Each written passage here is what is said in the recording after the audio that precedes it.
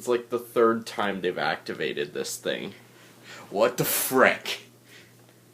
Are you freaking kidding me?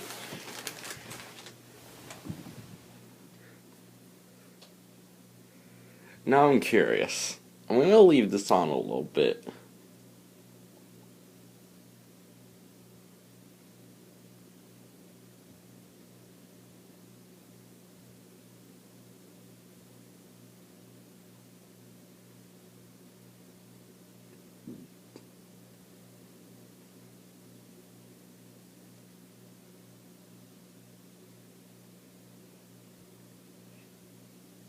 They haven't given us any actual EAS audio yet.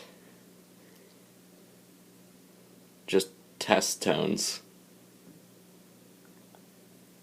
Where one actual message?